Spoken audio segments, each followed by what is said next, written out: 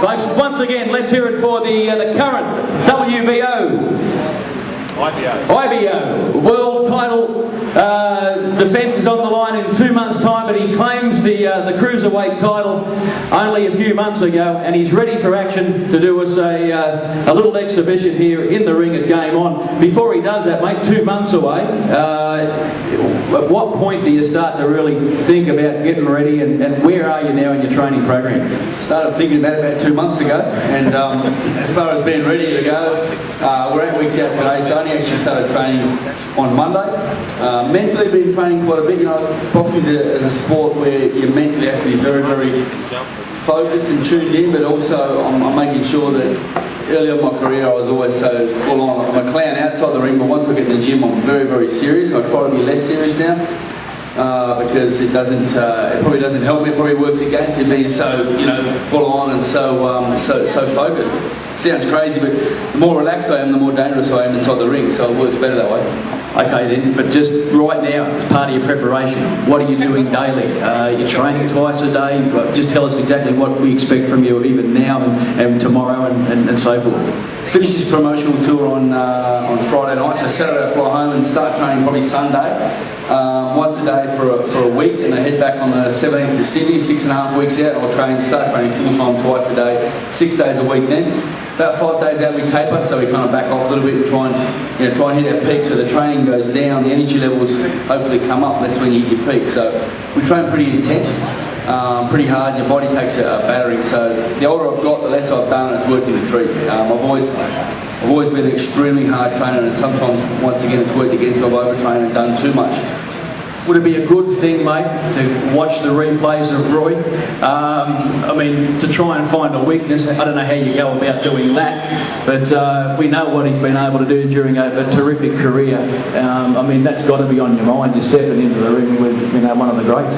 He's stepping in the ring with me too, mate, and I knock everyone out, so, and he does too, so it's very exciting. Yeah, he's one of the greatest fighters that's ever lived, and I'm well aware of what I'm up against.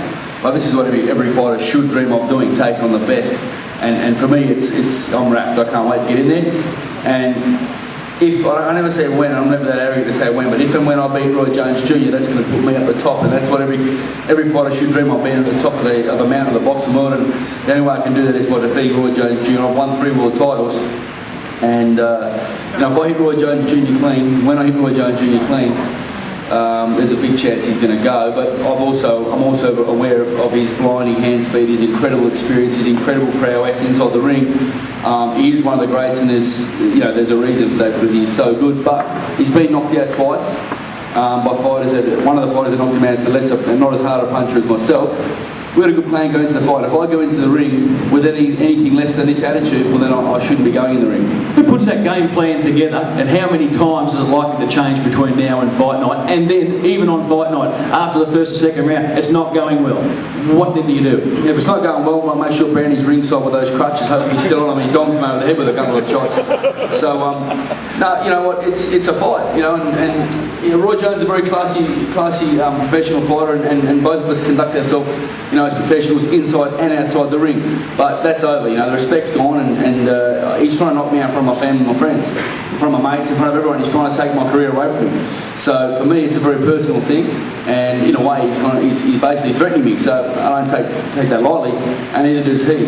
So I don't have to sit here and talk about Roy Jones and try and come up with something that's going to annoy him or try and belittle the bloke, because that's not my style. He's a professional, I'm a professional. But this is a real fight with a lot of feeling, and it's going to be, you know, come when that bell goes, December 2 AUSSIE Arena, it's going to be fireworks. Question there then, why is it in Sydney and not in Perth? Because a fight of this magnitude deserves to be on the East Coast, and obviously Sydney's the biggest population, that's where it deserves to be.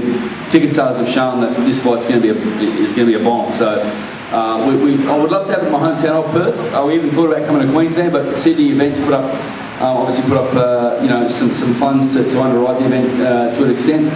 And it just needs to be in Sydney, because, you know, you get people from Queensland can come, people from Melbourne can come. We've got about 3,000 people from Western Australia that we know flying over as well. So there's going to be a lot of people from the nation coming to this fight, and like I said, ticket sales have gone through the roof, and it's what it deserves, because he's the greatest fighter that's ever been here. And for me personally, you know, to be part of that fight, it's another history-making fight for me, and I'm just rapt to be a part of it. I love my boxing, I love it dearly. It's been my life for 20 years, and it's given me a great life. But I've worked very, very hard and made a lot of sacrifices and put up with a lot of pain. But it's what I love doing, so I'm stoked. There you go. I've been talking with you for nearly 10 minutes and haven't mentioned Mundine once, so that would almost be a record in any style of interview, I'm sure, for you. But I'm sure that we're going to mention Anthony before the morning is out, as well as Marcus Byron, and I'm sure that there's others out there that would like to question you about some of the other fights that you've had. But right now, we might get Angelo. We'd love to be able to see you, just you haven't got the gloves on. But You've got a few questions, but no one question me on these pants, please. all right, Angelo, we're going to show something off here and get him to move around a bit.